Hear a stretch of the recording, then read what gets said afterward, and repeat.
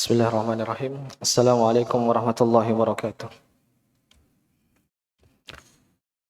Innal hamdalillah nahmaduhu wa nasta'inuhu wa nastaghfiruhu wa nastahdihi wa na'udzu billahi min shururi anfusina wa min sayyiati a'malina. Man yahdihillahu fala mudilla lahu wa man yudlilhu fala hadiya lahu. Asyhadu an la ilaha illallah wahdahu la syarika lahu wa asyhadu anna Muhammadan 'abduhu wa rasuluh. قال الله عز وجل يا أيها الذين آمنوا اتقوا الله حق تقاته ولا تموتن إلا وأنتم مسلمون فإن أصدق الحديث كتاب الله وخير الهدى هدى محمد صلى الله عليه وسلم وشر الأمور محدثاتها فإن كل محدثة بدعة وكل بدعة ضلالة وكل ضلالة في النار. Jamaah Masjid Salehah yang semoga dirahmati oleh Allah Subhanahu wa taala. Alhamdulillah, segala puji bagi Allah Subhanahu wa taala yang masih memberikan kita nikmat sehingga pada malam hari ini atau sore hari ini kita kembali berkumpul dalam suatu majelis ilmu. Salawat dan salam dicurahkan kepada Nabi kita Muhammad sallallahu alaihi wasallam, juga kepada putra-putri beliau, istri-istri beliau, sahabat-sahabat beliau dan seluruh orang-orang yang berjalan di atas sunnah hingga hari kiamat kelak. Jamaah, semoga dirahmati oleh Allah Subhanahu wa taala. Melanjutkan pelajaran kita yaitu membahas tentang fiqhul muyassar. Alhamdulillah, kita sudah sampai di akhir bab thaharah. Insyaallah mudah-mudahan malam ini kita selesai dari bab thaharah. Pertemuan berikutnya kita akan masuk ke dalam bab salat. Pada minggu yang lalu kita telah masuk dalam pembahasan haid, yaitu kita telah membahas tentang apa yang dimaksud haid, kemudian waktu minimal seorang wanita berumur, kapan dia mendapatkan haid, dan maksimalnya dia sampai umur berapa, kemudian waktu masa haid, yaitu maksudnya waktu minimal dia merasakan haid seorang wanita itu berapa lama. Apakah 1 hari, 2 hari, kemarin kita sudah bahas.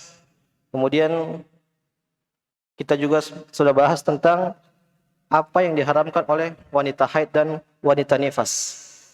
Dan pada malam hari insya Allah kita akan masuk ke dalam apa yang diwajibkan oleh haid bagi seorang wanita. Sedikit mengulang, kemarin kita sudah bahas bahwasanya haid yang kita sebutkan kemarin bahwasanya berkaitan dengan umur berakhir, mulai dan berakhir haid, maka yang benar adalah tidak ada batasan. Jadi sebagian ulama mentahdid, membatasi umur sekian baru dapat haid. Tapi kita katakan yang benar tidak ada batasan. Selama yang keluar dari seorang wanita itu darah haid dengan ciri-ciri darah haid, darah kehitaman dan berbau, meskipun dia umur berapa, maka kita katakan dia telah mencapai masa haid. Ini yang pertama. Kemudian yang kedua yaitu batas minimal maksimal waktu haid. Dan ini juga kemarin kita sebutkan bahwasanya yang benar adalah tidak ada batasan. Akan tetapi sebagian ulama mengatakan masa haid itu paling maksimal 15 hari. Lebih dari 15 hari maka ini tidak disebut haid, akan tetapi disebut dengan istihadah. Tapi yang benar wallahu taala alam, selama darah yang keluar itu bersifat darah haid, maka kita katakan wanita ini masih dalam masa haid. Kemudian kita sudah jelaskan kemarin bahwasanya jika seorang wanita haid maka ada beberapa hal yang diharamkan baginya. Yang pertama adalah salat. Jelas dia tidak boleh salat. Kemudian yang kedua adalah tidak boleh dia berhubungan badan.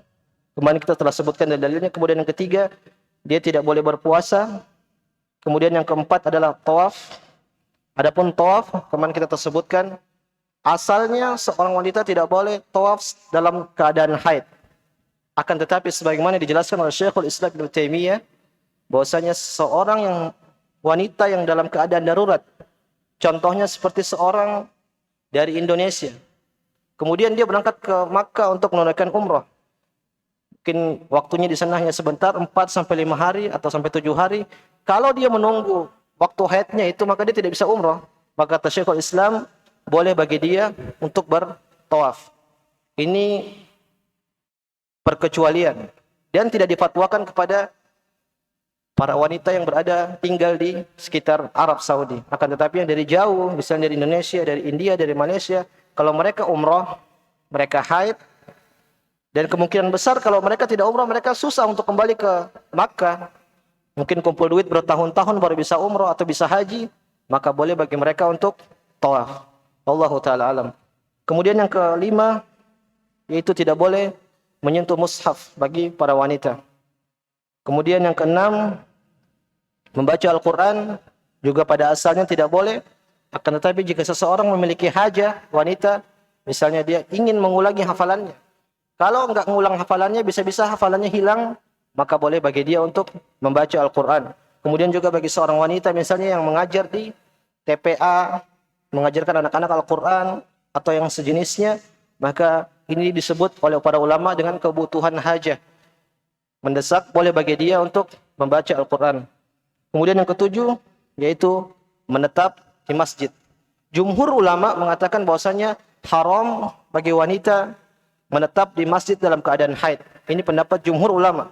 Akan tetapi yang kemarin kita telah sebutkan, yang kita rajihkan bahwasanya yang lebih benar, Allah Ta'ala alam, mendekati kebenaran bahwasanya wanita haid boleh menetap di masjid dengan syarat darah haidnya tersebut tidak sampai tercecer di masjid, dengan catatan tersebut. Maka kalau dia merasa aman darahnya dari untuk tercecer di masjid atau yang lainnya, maka boleh bagi dia untuk berdiam di masjid seperti mengikut taklim atau yang lainnya. Kemudian pembahasan berikutnya itu apa yang diwajibkan oleh bagi wanita haid. Di sini mualif mengatakan yujibul ghuslu.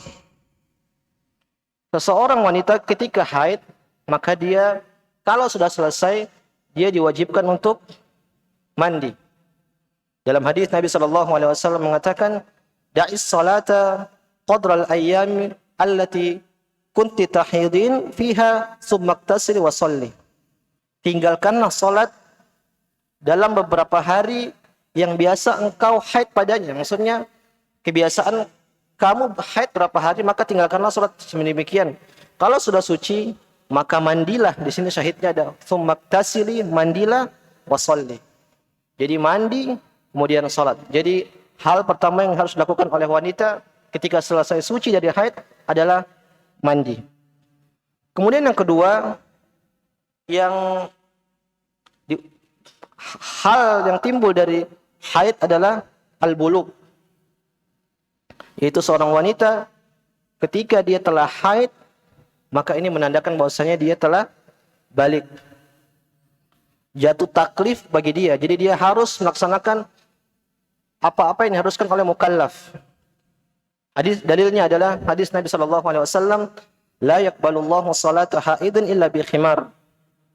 Kata Nabi SAW, Allah Subhanahu wa taala tidak menerima salat orang yang haid tanpa penutup kepala, maksudnya penutup yaitu jilbab maksudnya. Faqad aujaba 'alaiha sutra bi ghusulil haid.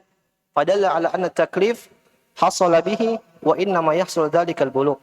Intinya dalil tersebut istinbatkan para ulama bahwasanya seseorang wanita jika telah haid, maka dia telah sampai pada masa balik.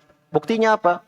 Ketika dalam hadis Nabi mengatakan Allah tidak menerima salat seorang wanita haid yang sudah haid tanpa menutup kepala. Menutup kepala ini wajib bagi jilbab, wajib bagi wanita balik. Makanya kata para ulama, haid di sini menandakan bahwasanya kalau seorang telah mencapai haid, maka dia telah balik. Ini yang kedua. Kemudian yang ketiga, yaitu al-iktidad. Al-iktidad itu masa iddah. Jadi kalau seseorang wanita telah ditalak oleh suaminya, ada namanya masa iddah, masa menunggu.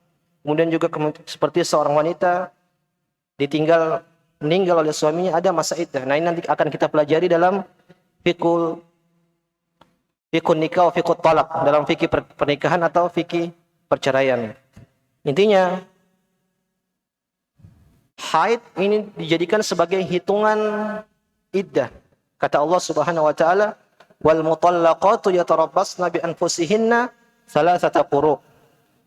Wanita-wanita yang telah ditalak oleh suaminya, maka wajib bagi dia untuk menahan dirinya selama thalathata quru. Thalathata quru maksudnya adalah thalathata haid, yaitu 3 haid. Jadi dia nunggu haid, tuhur, sampai 3 kali haid baru dia bisa bebas. Wallahu taala alam. Jadi ini hal pertama yang kita bahas malam ini adalah hal yang diwajibkan oleh wanita haid. Yang pertama adalah mandi, kemudian balik, kemudian ketiga adalah masa iddah.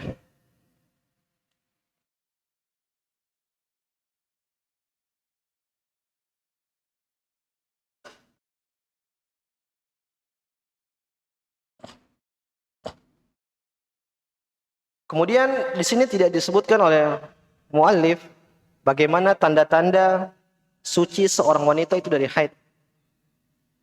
Bagaimana menandakan bahwasanya seorang wanita itu suci dari haid. Dalam hadis disebutkan beberapa hadis, intinya disinbatkan oleh para ulama ada 2 cara seseorang wanita mengetahui bahwasanya dia telah suci apa belum. Darah haidnya telah berhenti apa belum.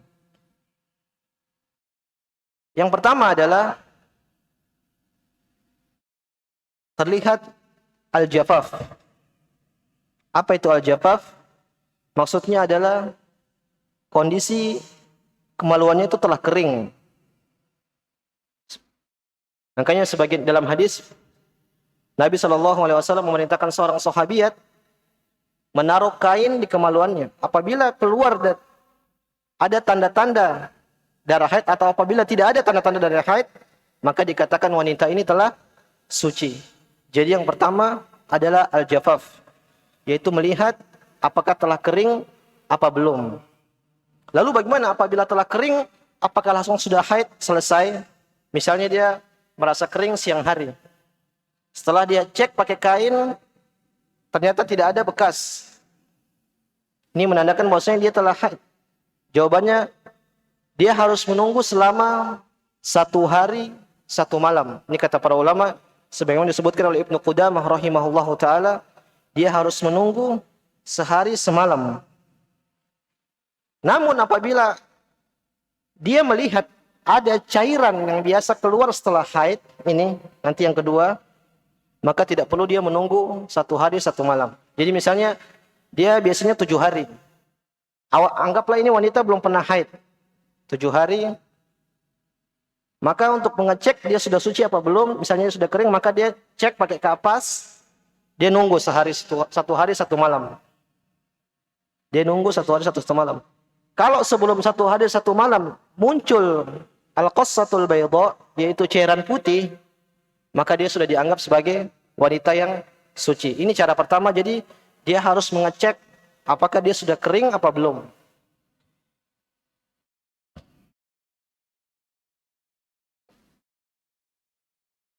Kemudian yang kedua, yaitu terlihat al-qasas al-bayda. Apa itu al-qasas al-bayda? Ini para wanita biasanya yang tahu, ibu-ibu. Jadi biasanya setelah darah haid berhenti, nanti ada cairan yang namanya disebut para ulama al-qasas al-bayda, yaitu cairan putih yang keluar dari kemaluan wanita. Ini menandakan bahwasanya tanda bahwasanya haid telah selesai. Jadi ini ada dua cara bagaimana seorang wanita melihat bagaimana dia telah suci dari haid. Yang pertama adalah al-jafaf, kering, dia cek pakai tisu atau kapas. Yang kedua, ada tanda cairan putih yang keluar setelah haid. Jadi ini disebutkan oleh para ulama bahwasanya bagaimana seorang wanita ingin menentukan bahwasanya apakah dia telah selesai dari haid apa belum.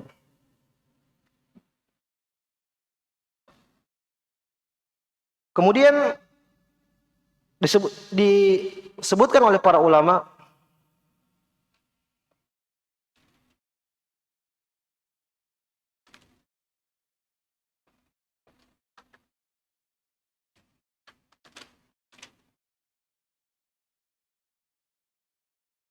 Ada yang namanya masalah namanya as-sufrah wal qudrah, yaitu terjadi keluar flek dari kemaluan wanita.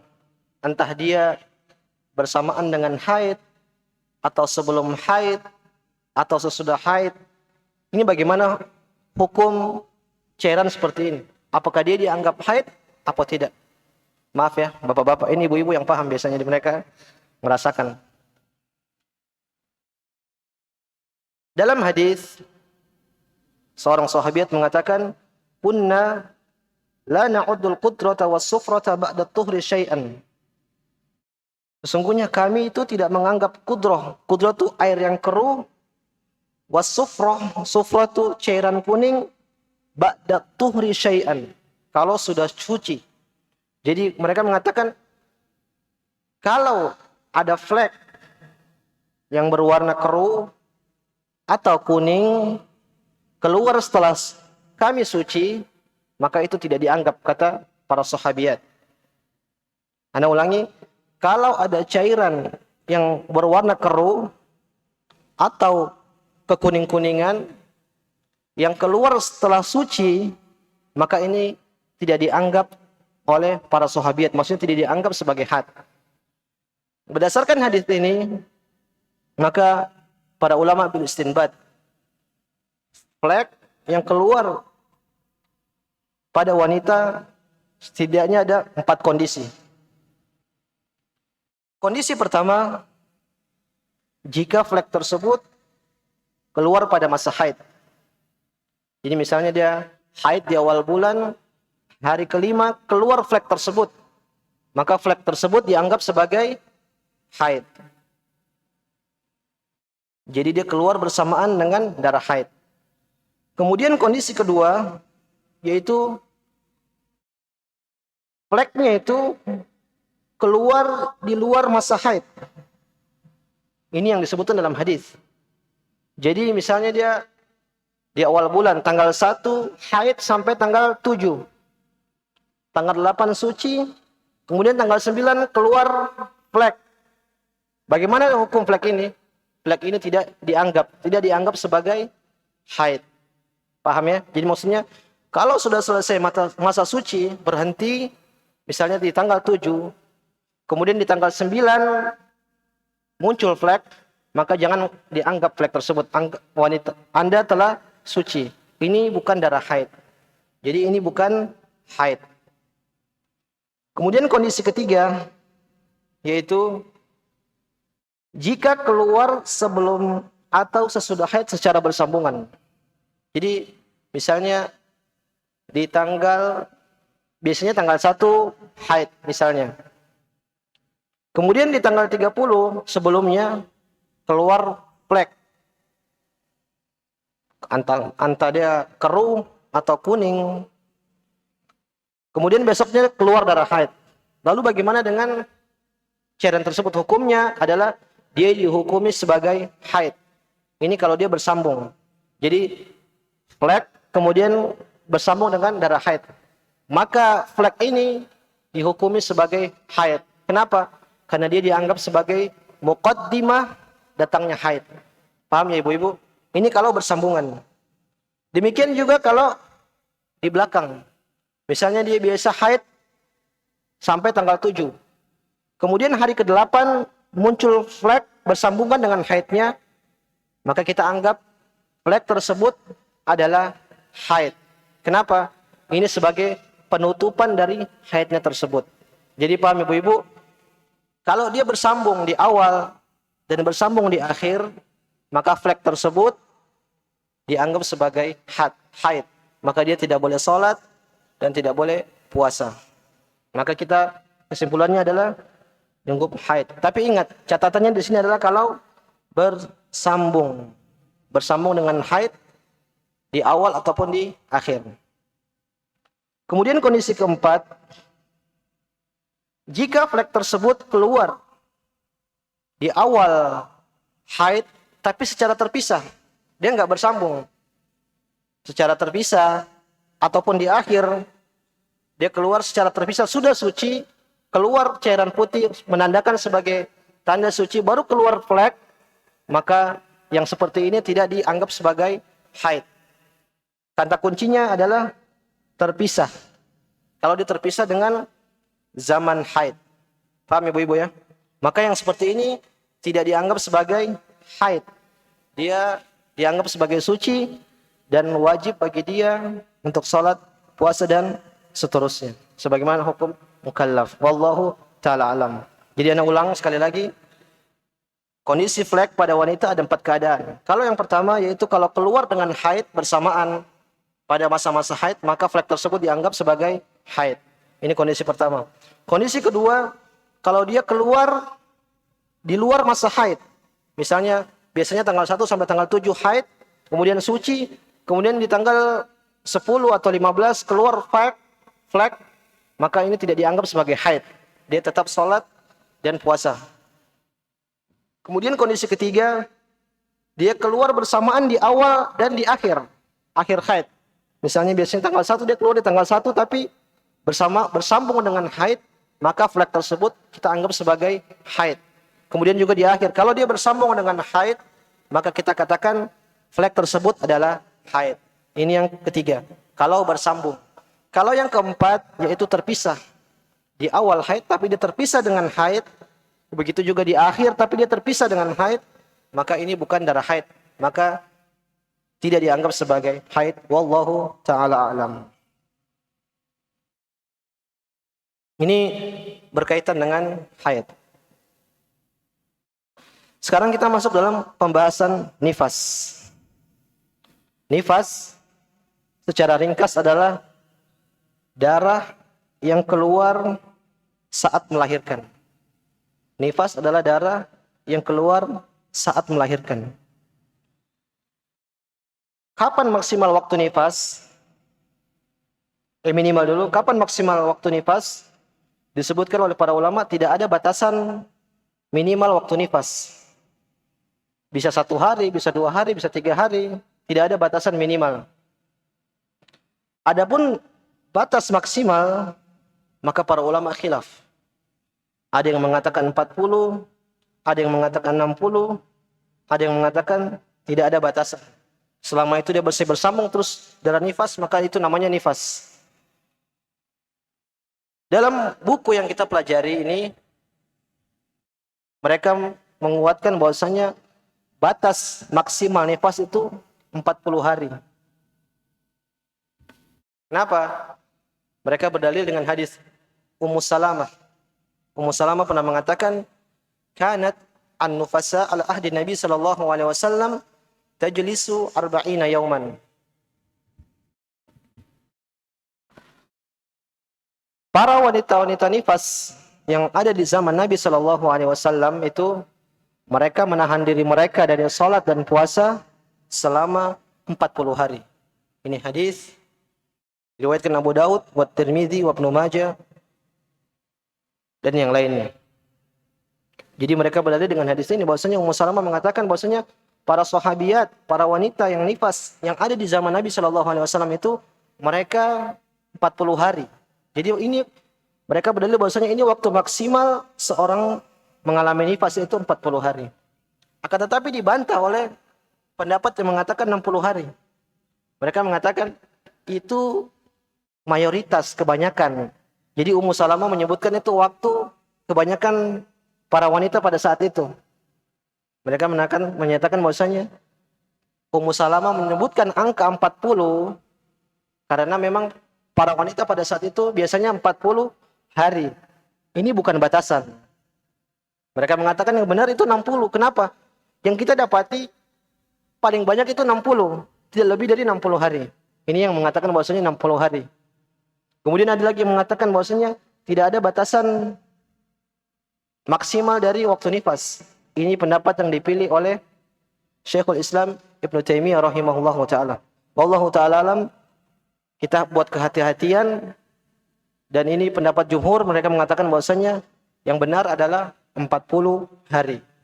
Selama 40 hari seorang wanita nifas lebih dari 40, maka ini disebut dengan darah istihadah. Dan dia wajib melakukan salat dan ibadah-ibadah lainnya. Jadi yang kita rajihkan sebagaimana disebutkan oleh muallif adalah 40 hari.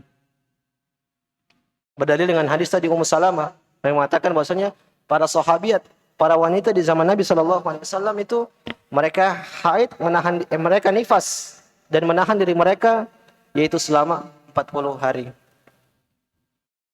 Ini pembahasan tentang nifas, dan hukum-hukum nifas sama persis dengan hukum haid. Jadi dia tidak boleh sholat, tidak boleh puasa, tidak boleh tawaf, tidak boleh berhubungan dan seterusnya yang telah kita sebutkan. Jadi ana ulang, hukum wanita nifas sama dengan hukum wanita haid.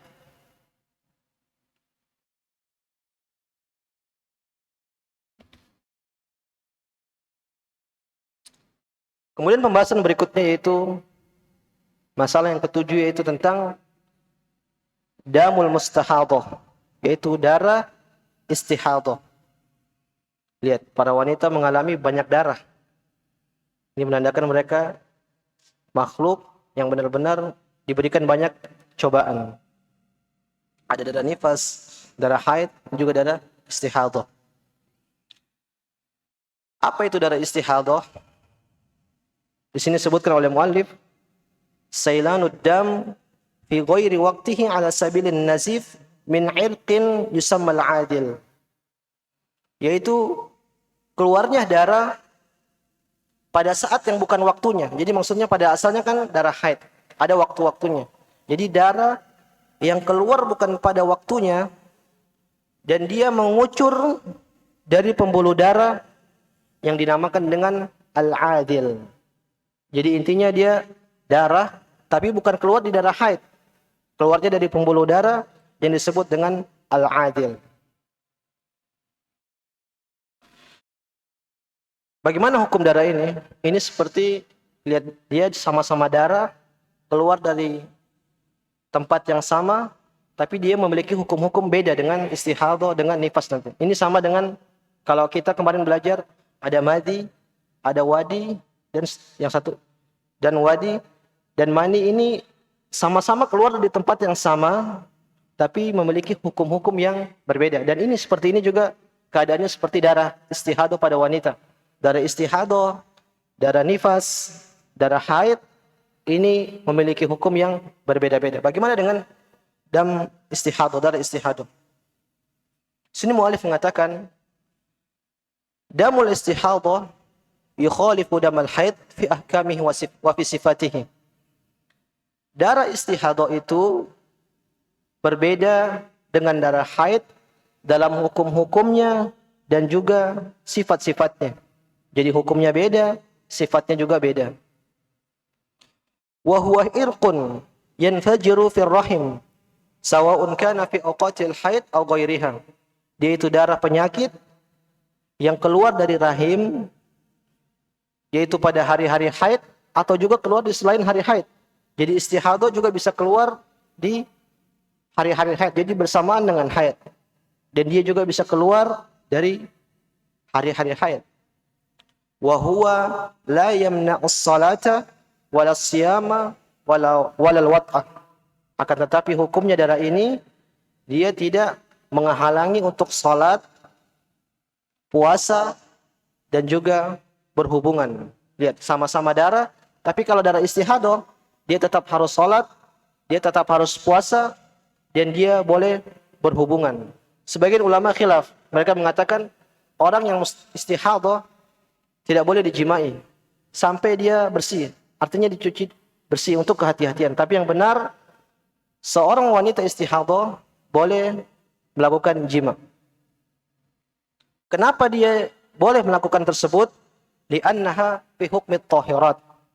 Karena status wanita yang istihadah itu statusnya wanita suci.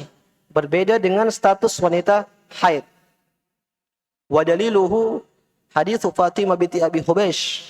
Dalilnya adalah hadis dari sahabiat yang bernama Fatimah bintu Abi Hubaysh. Dia berkata, "Ya Rasulullah, inni ustahadu fala athur. Afa ada us-salah?" Wahai ya Rasulullah. Jadi dia datang kepada Rasulullah, kemudian dia bertanya, "Ya Rasulullah, saya ini wanita yang istihadah dan saya tidak suci. Apakah saya meninggalkan salat?" Jadi dia bertanya kepada Nabi SAW tentang keadaannya. Apa jawaban Nabi SAW? La, tidak. Maksudnya engkau tetap salat dan engkau tetap berpuasa. Inna dzalika irqun wa laysa bil haidh. Darah itu bukan darah haid, tapi itu darah penyakit, kata Nabi SAW. Fa idza aqbalatil haidh fada'is shalah. Kalau telah datang haid, maka tinggalkanlah salat. Fa idza adbarat faghsili anki ad-dam wa shalli. Kalau darah haidnya sudah tidak ada, maka mandilah kemudian salat. Jadi syahid yang kita ingin lihat di situ dalil bahwasanya seorang wanita itu suci adalah kata Nabi SAW, inna dzalika irqun wa laysa bil haidh. Darah istihadah itu bukan darah haid, tapi itu darah penyakit. Maka status seseorang wanita yang dalam istihadah, dia bukan wanita tidak suci, tapi dia adalah wanita suci. Maka apa konsekuensinya kalau dia wanita suci? Kata muallif di sini, fayajibu 'alaiha an taktasil 'inda nihayati haidatiha al-mu'tabarah. Kalau seorang wanita telah mencapai suci di akhir haidnya, maka dia mandi. Wa 'indal istihadah taksilu farjaha. Setelah mandi, kemudian mungkin lusa atau besoknya tiba-tiba keluar darah istihadah, maka cukup dia cuci kemaluannya. Kemudian wa taj'al fil makhraj qutnan wa nahwahu yamna'ul kharij. Jadi yang harus dilakukan seorang wanita kalau istihadah, Anda tulis di sini. Yang pertama adalah mencuci kemaluannya.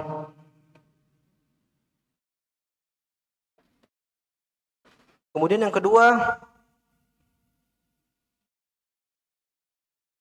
wa taj'al fil makhraj qutnan wa nahwahu yamna'ul kharij. Dia harus menutup kemaluannya.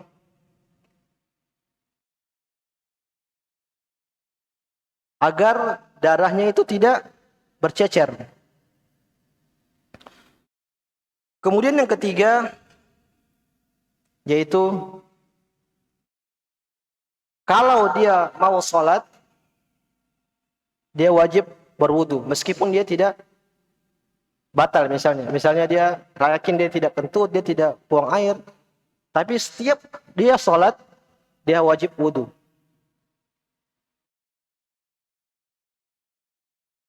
Ini hal-hal yang harus diperhatikan oleh seorang wanita yang mengalami istihadah.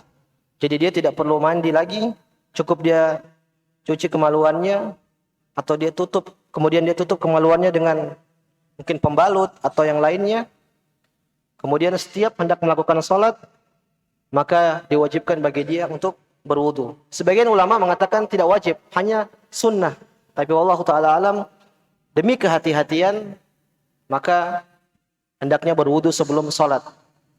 Jadi mau sholat, wudu. Meskipun kita tidak sedang dalam keadaan batal. Mau sholat, setiap sholat harus wudu. Wallahu ta'ala alam.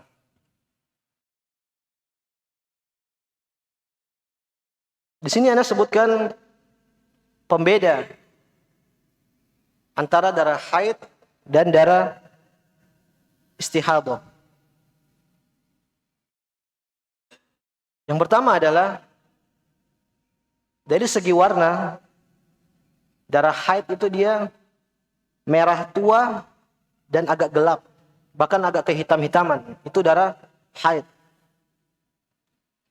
Adapun istihadah, dia warnanya merah segar, seperti darah biasa, darah luka. Ini yang membedakan antara darah haid dan darah istihadah. Kemudian yang kedua yaitu tentang konsistensinya. Kalau dia keluar, bagaimana sifat dia? Kalau darah haid, dia itu keras atau kaku, darahnya agak kental. Haid maksudnya keras dan kaku. Adapun darah istihadah, lunak dan empuk. Ini yang membedakan antara darah haid dan darah istihadah. Kemudian darah yang ketiga, Kalau darah haid ada berbau kurang sedap. Adapun istihadah dia tidak berbau. Dia seperti darah luka biasa. Jadi darah yang biasa kita misalnya luka, nah itu seperti itu jenis darah istihadah. Kemudian yang keempat yaitu kebekuan. Darah haid kalau kita biarkan dia nggak beku, nggak kering. Kalau darah istihadah dia cepat membeku. Seperti darah kita misalnya kalau luka, kalau kita biarkan dia lama-lama jadi lengket dan membeku di kulit kita. Intinya dia seperti darah biasa. Yang kelima, kalau darah haid itu kental, ada istihadah, encer dan kurang kental, dia seperti darah biasa. Ini kalau kita lihat ini yang membedakan darah haid dengan darah istihadah. Kalau seorang wanita mengalami bisa membedakan antara kedua ini, maka mudah bagi dia untuk menentukan apakah dia sedang haid ataukah dia sedang istihadah. Nanti kita lanjutkan. Wassallallahu ala nabiyina Muhammad wa ala alihi washabbihi ajma'in. Bismillahirrahmanirrahim. Alhamdulillahi rabbil alamin wassalatu wassalamu ala tamanil akmalani ala al-mab'uts rahmatan lil alamin wa ala alihi washabbihi ajma'in. Lanjutkan pembahasan yang tadi. Sekarang yang kita bahas adalah tentang keadaan wanita yang istihadah. Jadi tidak satu macam. Nah, wanita itu darahnya berkaitan istihadah ini beragam. Secara umum disebutkan oleh para ulama ada 3 keadaan tentang wanita yang istihadah. Keadaan pertama disebutkan oleh muallif di sini, an takuna laha 'ada ma'rufah. Itu dia memiliki kebiasaan maksudnya. Misalnya bi an takuna muddatul haid ma'lumatan ladaiha qabla al-istihadah. Misalnya seperti seseorang wanita, dia tahu dia punya biasanya dia haid 7 hari. Dari tanggal 1 sampai tanggal 7 dan berulang-ulang seperti itu. Wa hadhihi tajlisu qadra 'adatiha wa tada' as-shalah was-siyam wa tu'addu haidan.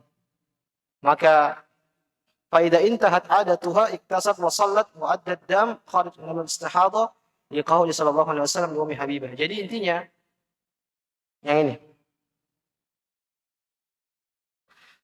Kalau seseorang wanita memiliki kebiasaan haid, misalnya haidnya biasanya tanggal 1 sampai tanggal 7 dan berulang terus seperti itu, kemudian ada darah istihadah di tanggal 8, maka dia anggap itu waktu kebiasaannya. Berarti yang 8 itu bukan haid.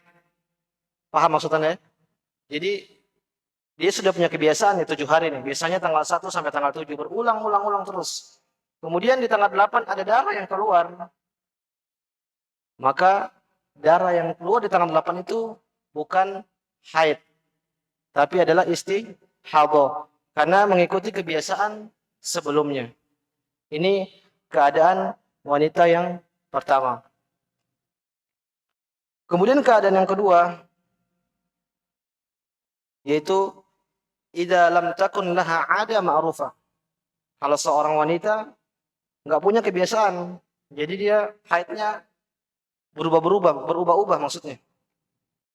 Lakin damuha mutamayyiz ba'dahu yahmil sifatal haid bi an yakuna aswad aw sakhinan aw lahu raihah wal baqi yahmil sifatal istihadah. Jadi ini wanita dia enggak punya kebiasaan haid.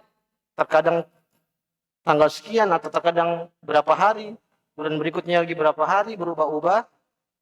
Tapi dia bisa bedakan mana darah haid, mana darah istihadah. Karena dia bisa tahu kalau darah istihadah, misalnya dia darah enggak berbau. Tapi darah haid dia berbau dan ya begitu, apa sifat-sifatnya. Dia bisa membedakan antara ini dengan ini, maka dia lihat. Kalau darahnya darah istihadah, berarti dia itu sedang istihadah. Kalau dia sedang haid, darahnya darah sifat-sifat darah haid, seperti kental, berbau, maka pastikan dia itu adalah haid. Jadi intinya, kalau dia tidak punya kebiasaan, tapi dia tahu jenis darah haid dan istihadah, maka yang menjadi patokan adalah jenis darahnya. Tadi yang pertama dia punya kebiasaan, maka patokannya adalah waktu kebiasaan. Tapi ini yang kedua, dia nggak punya waktu kebiasaan, tapi dia bisa membedakan jenis darah haid dan jenis darah istihadah, maka yang menjadi patokan adalah jenis darahnya. Kalau dia rasa jenis darahnya ini darah istihadah, maka dia dianggap istihadah. Kalau jenis darahnya adalah darah haid, maka dia dianggap sebagai darah haid. Dalilnya apa? Hadis dari Fatimah binti Abi Hubaysh. Nabi SAW mengatakan, "Idza kana damal haid fa innahu aswad yu'raf." Jadi Nabi SAW mengatakan kepada Fatimah binti Hubaysh, darah haid itu warnanya hitam dan diketahui oleh para wanita. Idza kana damul haid fa innahu aswad yu'raf. Dia itu darahnya agak kehitaman dan wanita mengenalnya. Wa amsiki anis shalah. Kalau darahnya darah seperti itu, hitam, dan dikenal sebagai sifat-sifat haid, maka tahanlah dirimu dari salat. Fa idza kana al-akhar fatawaddai wa shalli fa inna ma huwa irqun. Akan tetapi kalau darahnya bukan darah haid, enggak hitam, enggak seperti sifat-sifat darah haid, maka kata Nabi SAW, maka berwudulah, kemudian salat. Karena darah itu adalah darah penyakit, bukan darah haid. Jadi di sini Nabi membedakan dari segi sifat atau segi jenis. Jadi kalau wanita nggak punya kebiasaan, maka dia bisa berusaha melihat darah yang keluar dan dia bedakan ini darah haid atau darah istihadah. Ini keadaan yang kedua. Kemudian keadaan yang ketiga, yaitu idza lam takun laha 'ada wala sifata tumayyizu bihal haid min ghairihi. Fahadhihi tajlisu ghalibal haid sittan aw sab'an. Ini wanita yang nggak punya kebiasaan, dan dia nggak bisa bedain ini darah haid atau darah istihadah, mirip-mirip. Nggak punya kebiasaan, dan dia nggak bisa membedakan antara darah haid dan darah istihadah. Mungkin sangat kemirip atau samar-samar atau gimana. Bagaimana kondisi orang seperti ini, wanita seperti ini? Kata para ulama, fahadhihi tajlisu ghalibal haid sittan aw sab'an. Lianna hadhihi 'ada ghaliban nisa wa ma ba'dahu hadhihi al-ayyam min ad-dam yakunu dama istihadah taksiluhu thumma tusalli wa tasum. Maka wanita seperti ini dilihat kebiasaan wanita sekitarnya. Mungkin dilihat ibunya biasanya haidnya berapa lama. Kalau 7 hari, udah hitung 7 hari. Hari ke-8 ada darah, maka itu namanya darah istihadah. Kalau kebiasaan ibunya misalnya 10 hari, dan itu jarang, biasanya 6-7, maka ikut kebiasaan wanita sekitarnya, entah ibunya, entah kakaknya, entah adiknya, maka lihat. Menjadi patokan hitungan mereka. Misalnya mereka 7 hari, maka hitunglah haid Anda 7 hari, dan yang ke-8 itu bukan haid, tapi itu adalah istihadah. Maka yang ke-8 itu sudah wajib untuk salat meskipun keluar darah. Wallahu ta'ala alam. Dalilnya apa? Hadis Nabi SAW di Hamnah binti Jahshin. Nabi SAW pernah bersabda kepada sahabat Hamnah binti Jahshin, "Innama hiya raqdatun minasyaitan." Nabi SAW mengatakan, darah istihadah itu darah gangguan setan. Atahayyid sittata ayyamin aw sab'ata ayyamin thumma taksili. Maka jadikanlah status dirimu itu sebagai haid 6 atau 7 hari. Maka setelah itu mandi, kalau sudah suci, salat, puasa, maka itu sudah cukup. Di dalam hadis Nabi SAW mengatakan kepada Hamnah, maksudnya darah istihadah itu bukan darah haid. Maka kalau jadikan diri Anda ini status haid selama 6-7 hari. Karena itu kebiasaan para sahabat dahulu. Mereka biasanya haid 6-7 hari. Maka jadikanlah status diri Anda 6-7 hari. maka setelah itu mandi, kemudian sholat dan berpuasa. Nah, kata para ulama, ini berkaitan dengan keadaan kebiasaan orang sekitarnya. Nah, kalau sekitarnya misalnya ibunya tadi 7, 6, maka ngikut kebiasaan wanita sekitarnya. Wallahu ta'ala a'lam. Jadi Nabi mengatakan bahwasanya darah haid itu raqdah, yaitu daf'ah. Inna syaitan huwa alladhi harrak hadad dam. Jadi darah haid itu darah yang digerakkan oleh syaitan, kata Nabi sallallahu alaihi wasallam. Jadi ini berkaitan dengan istihadah. Wanita harus paham bagaimana itu istihadah. Kalau memang dia mengalami istihadah, dia bisa terapkan di 3 keadaan ini. Ana ulangi, yang pertama adalah kalau dia memiliki kebiasaan haid, misalnya 7 hari tanggal 1 sampai tanggal 7, kemudian tanggal 8 atau tanggal 9 keluar darah setelah suci, maksudnya setelah suci, setelah keluar al-qassatul bayda, setelah keluar cairan putih yang menandakan bahwasanya haidnya telah selesai, maka darah yang selanjutnya itu entah hari ke-8 atau hari ke-9 itu bukan darah haid, tapi itu darah istihadah. Kemudian keadaan kedua, kalau seorang wanita nggak punya kebiasaan biasanya dia biasa 7 hari, biasanya 8 hari, biasanya 9 hari, tapi dia bisa bedakan antara darah haid dan darah istihadah. Maka dia lihat jenis darahnya. Kalau jenis darahnya itu darah istihadah, maka dia harus sudah wajib sholat dan berpuasa. Ini kondisi kedua. Kondisi ketiga, wanita nggak punya kebiasaan dan dia nggak bisa membedakan mana haid dan mana istihadah. Maka dia ikut orang sekitarnya, entah ibunya, kakaknya, dia lihat kebiasaan haid mereka, entah 7 hari, entah 8 hari, ikut patokan mereka. Selebihnya anggap itu bukan darah haid tapi darah istihadah. Wallahu ta'ala alam. Mungkin ini yang bisa kami sampaikan, mudah-mudahan bermanfaat bagi kami dan juga jamaah dan ibu-ibu sekalian.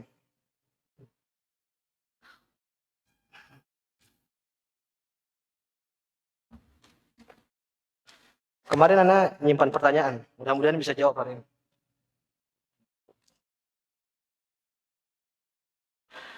Tapi ibu-ibu yang kemarin bertanya, kalau dia paham malam ini, insya Allah dia udah tahu jawabannya. Pertanyaan pertama, bagaimana mengetahui darah haid telah berhenti? Apakah melihat saat sudah tidak keluar dari rahim, atau mengorek misal pakai cotton bud, dan jika tidak ada darah menempel berarti sudah bersih, atau menurut syariat gimana? Tadi kita sudah sebutkan di atas, tanda suci dari haid yaitu 2 ini. Kalau dia sudah rasa darahnya berhenti, maka dia korek tempatnya pakai cotton bud atau apa. Kalau sudah tidak ada yang menempel, maka dia tunggu selama sehari semalam. Akan tetapi kalau sebelum sehari semalam muncul yang kedua ini, tanda yang kedua, yaitu terlihat cairan putih, maka sudah dipastikan dia harus mandi dan melaksanakan sholat. Wallahu ta'ala alam. Anda lupa sampaikan, seorang wanita haid atau nifas, kalau dia berhenti sebelum matahari terbenam, berarti dia harus sholat duhur dengan asar. Kalau dia sebelum misalnya dia suci di jam 5 misalnya, jam 5 sore, maka dia harus sholat duhur dengan sholat asar. Kalau dia duhur dengan asar. Iya, duhur dengan asar. Kalau dia sucinya misalnya sebelum subuh, sebelum matahari terbit, misalnya suci jam 10 malam atau jam 11 malam, maka dia harus sholat maghrib dan isya. Dan sholatnya harus berurutan. Jadi maghrib dulu baru isya, atau duhur dulu baru maghrib. Wallahu ta'ala alam. Ini pertanyaan pertama. Afwan Ustaz, ini pertanyaan sudah berlalu, cuman mudah-mudahan bisa bisa ditatbik ke masalah yang lain. Afwan Ustaz, boleh tidak ingin puasa Arafah, kemudian wanita minum obat penahan menstruasi supaya tidak mens atau haid dulu? Apakah ini menyelisih takdir? Jadi misalnya seorang kemarin mau puasa Arafah, dia sengaja minum obat penahan haid, bagaimana hukumnya? Dijelaskan oleh Syekh Khoslan hafizahullah ta'ala, yaitu seorang ulama yang diakui di Saudi Arabia, beliau mengatakan ini hukumnya boleh. Dengan catatan dua. Yang pertama dia pastikan ini tidak membuat dia doror, maksudnya tidak menyakiti dia. Tidak ada efek sampingnya maksudnya. Ini pertama. Yang kedua, harus izin suami. Ini dua syarat yang disebutkan oleh Syekh Khoslan. Maka seorang wanita kalau misalnya dalam keadaan seperti ini, misalnya puasa Arafah yang dia tidak bisa lakukan selain hari itu, kemudian dia minum ini, maka dia harus memenuhi dua syarat. Yang pertama adalah dia pastikan obat yang dia minum itu tidak ada efek sampingnya, tidak memudaratkan wanita tersebut. Yang kedua, dia harus izin suaminya. Suaminya izinkan apa tidak. Kalau tidak berbuat dorot, tidak ada penyakitnya. Nah, tapi kalau suami nggak izinkan, maka nggak boleh bagi wanita meminum obat seperti tersebut.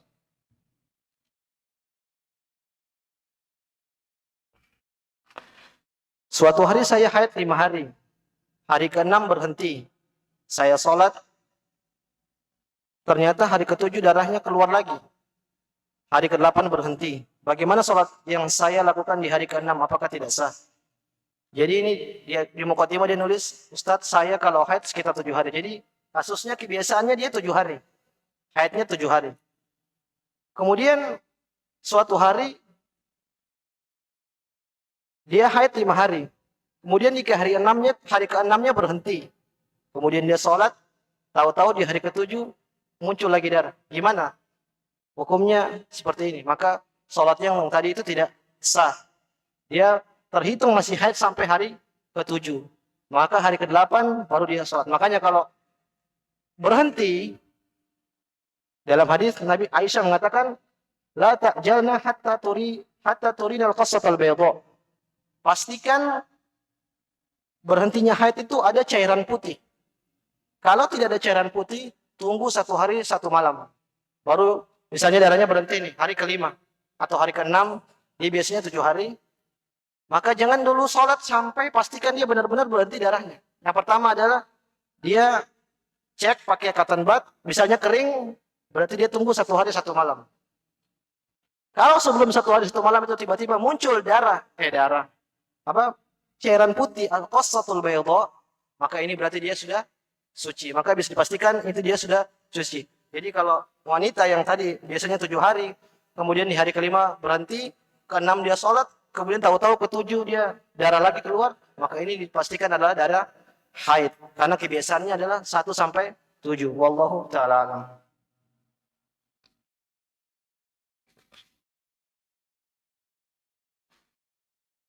Apakah ketika seorang belum memasuki waktu haid, kemudian keluar kecoklatan, tapi tidak keluar darah, termasuk haid?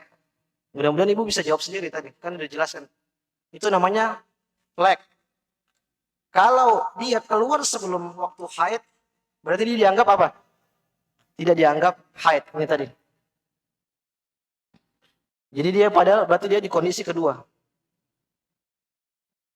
Yang ini. Jadi dia keluar, ada kecoklatan sebelum waktu haid. Misalnya dia haid, biasanya tanggal 15. Tanggal 10 atau tanggal 9 keluar flek, maka ini bukan darah haid. Tapi ini adalah flek yang intinya dia bukan haid. Dia tetap wajib sholat dan puasa. Kemudian yang kedua, seorang wanita yang baru saja haid, kemudian selesai haidnya dengan jarak sepekan, lalu dia keluar kecoklatan dan darah lagi, dan dia sering terjadi hal seperti ini. Apakah itu termasuk haid, Ustaz? Walaupun jaraknya hanya sepekan. Nah, ini juga termasuk berarti bagian yang kedua, keadaan kedua. Jadi, Anda ulangi sekali lagi, flek yang keluar di luar waktu haid, itu bukan haid.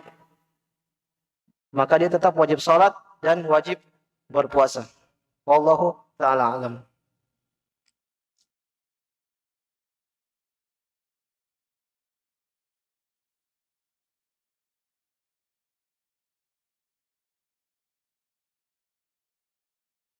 Ini intinya seorang ibu, dia mau umroh, tapi umrohnya kayaknya bertepatan dengan waktu haidnya. Lalu bagaimana dengan kondisi seperti ini? Apakah boleh minum obat haid yang tadi? Maka jawabannya sama tadi yang pertama. Dia lihat keadaannya, nanya dokter ini kira-kira ada efek sampingnya apa enggak. Kalau enggak ada, izin suami juga izinkan, insya Allah boleh. Kalau ternyata obat tersebut bisa ada efek sampingnya, maka kita bawa ke fatwa Syekhul Islam Ibnu Taimiyah bahwasanya dia tetap boleh melakukan tawaf. Karena ini bisa jadi dia nggak pernah pergi umroh lagi selain ini. Karena jauh, membutuhkan biaya banyak. Wallahu taala. Dan sekali lagi fatwa ini hanya khusus bagi orang-orang seperti ini. Misalnya dia jauh, kalau dia sampai sana nggak umroh, mungkin bisa jadi dia nggak pergi umroh lagi. Wallahu taala. Jadi intinya kalau dia minum obat boleh, asalkan penuhi dua syarat tadi. Tapi kalau dua syarat tadi tidak terpenuhi, jalan aja umrohnya. Wallahu taala alam, sebagaimana yang difatwakan oleh Syekhul Islam Ibnu Taimiyah. Mudah-mudahan ini yang bisa kami sampaikan. Kalau ada salahnya, Anda siap rujuk dari kesalahan tersebut. Subhanakallahumma wa bihamdik, asyhadu an la ilaha illa anta, astaghfiruka wa atubu ilaik. Assalamualaikum warahmatullahi wabarakatuh.